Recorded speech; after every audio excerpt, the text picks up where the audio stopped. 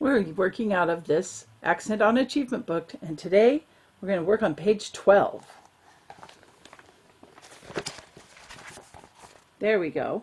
And the first one, number 32, is called Eighth Note Express.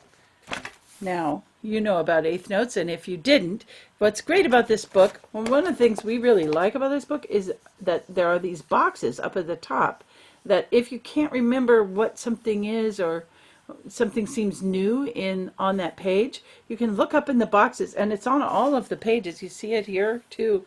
And the boxes always help explain things. So we really love those boxes.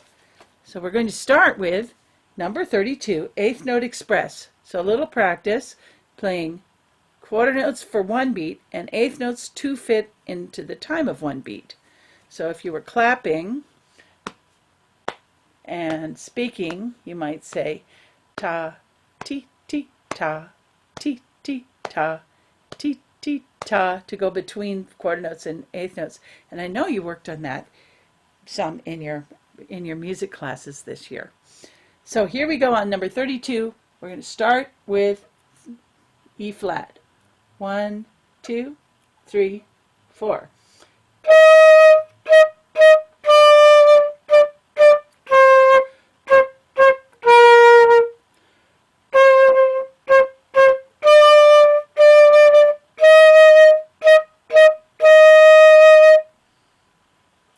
That's it. Now, here's number 33. Right here, so you can find it. And it has this interesting title, Rhythm Riddle. And as you know, a riddle usually challenges you to try to think of something different. And I think the reason it's called Rhythm Riddle is because there's so many different rhythmic ideas in there. So you have the quarter note and the 2 eighth notes. Then there's a half note, and do you know that's 2 beats. And then you have the same thing again with different notes. But then suddenly there's a quarter rest, the squiggle, in there. And then suddenly right after the quarter rest, 2 eighth notes. Who would guess that? And just when you think it's safe and it's going to get easy, you have a quarter note and then a tied quarter note to quarter note, 1 plus 1. Well, you know how much trouble I have with 1 plus 1.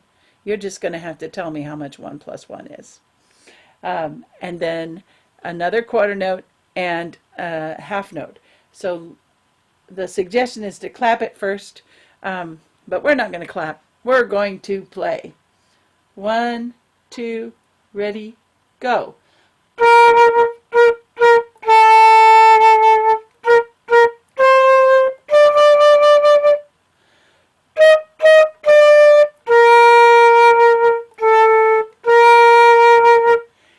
Hey, that fooled me. When I glanced at it, I thought the rhythm in the third and fourth bar, was the same as in the first and second bar, but I'm wrong. Look, first you have a quarter note and 2 eighth notes, and then in measure 3 you have 2 eighth notes and then a quarter note, so they're reversed. Let's do number 33 again. 1, 2, ready, play.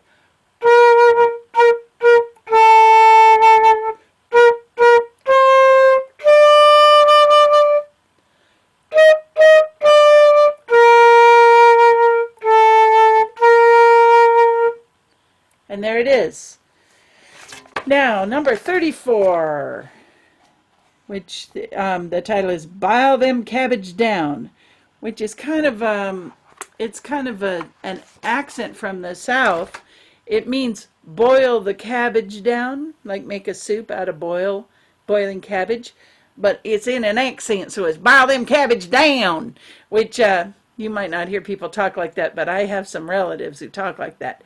And they talk like this, and I'm not ever sure exactly what they're saying. It's a little bit confusing.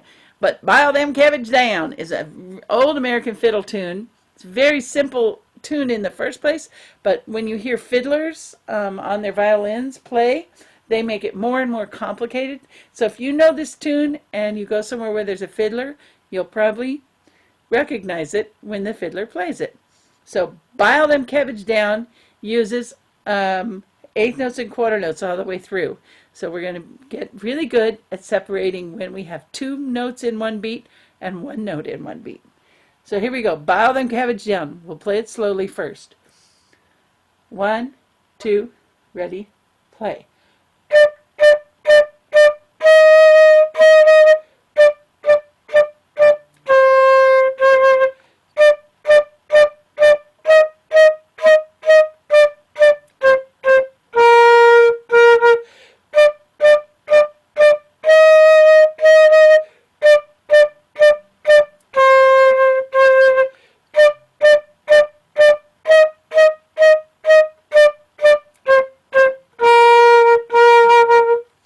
Very nice. Now I want to play it again, and this time you play exactly what you have in your part, in your book, I mean, and I'm going to play a harmony part that makes it sound like a fiddle tune, because a violin can play on 2 strings at once, not something we can do on the flute unless we have 2 flutes playing together. So I'm going to be your other violin string. So when we start, we'll be playing the same thing, but then on the repeat, I'm going to be playing something different. So you just stay with your same part on the repeat, and I'll play mine, and I bet you'll love how this sounds. So here we go from the beginning. 1, 2, ready, play.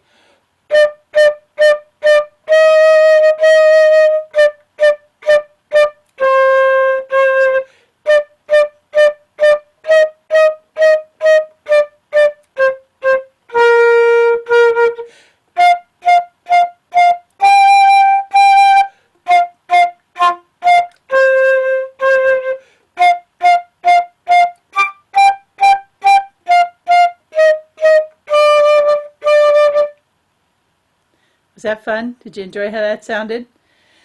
Great. Now, this next one is really different from what you just played.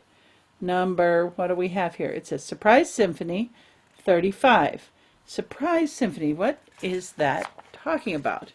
Well, the composer, his name you can see there is Franz Joseph Haydn, and you can see that he lived a long time ago. He was born in 1732. That is even older than my mother. Just kidding. That is actually 200 years older than my mother, because my mother was born in 1932. So the Surprise Symphony, it was written because Haydn thought that people were falling asleep during the slow, quiet music too often in his concerts. So he wanted to wake them up. So usually what we do is on the 4th measure where the F, the high F is, da, da, da, da, da, da, that high F, suddenly we play loud there. So it surprises anybody who was thinking they'd doze off and have a little rest during that music. They get to wake up for that high F. So it's kind of a little bit of a musical joke. And he's written there, first you play the main theme, the melody, and then there's a variation, which means it sounds like the melody, but it's changed around a little bit. It's like a pizza with different toppings. A pizza is still a pizza, but you might put olives on it or mushrooms on it. Some crazy people put pineapple on it, red peppers, green peppers. So it's like that. You just change it around, and you still recognize it, but it's a little different. So here we go with the Surprise Symphony. Andante means a walking tempo, and tempo is how fast you play. So we're going to play this a little slower than we've been playing some of the other pieces. 1, 2, 3, 4.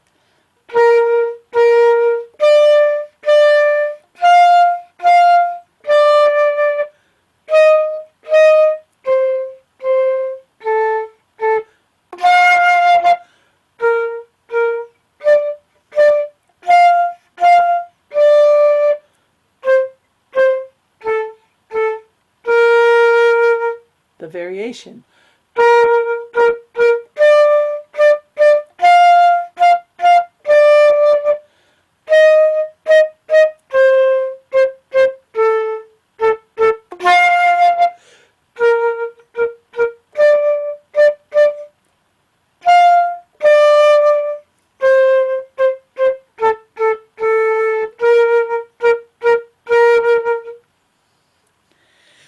Well, the symphony itself is much longer and it's arranged a little bit differently. So I hope that you get to see it or hear it and maybe play the whole symphony someday when you are playing in orchestra with violins. But that's a nice start. Now, I think the last one, there's a nice suggestion that you change some of the quarter notes and turn them into eighth notes, into double eighth notes, so that you can play your own variation on Lightly Row. So I'm going to play Lightly Row as it's written. That's number 36. I'm going to hold the book up so you can see number 36. And they've left some light colored, a little place to sort of demonstrate where you might put eighth notes in. First I'll play it the way it's written originally, and then I'll change it around, but you can change it your own way. So here we go. 1, 2, 3, 4.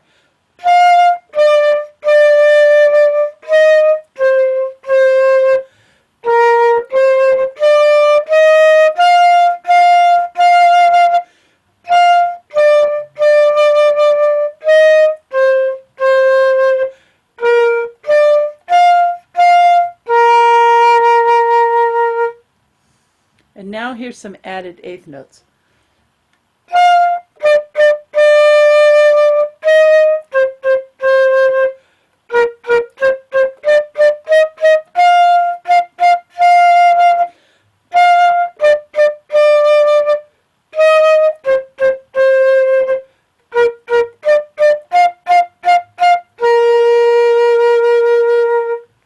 I turned almost all the quarter notes into eighth notes. Not quite all of them, but most of them just for fun. But you can change it however you'd like. And that's it for page 12. Page 13 is on the next video.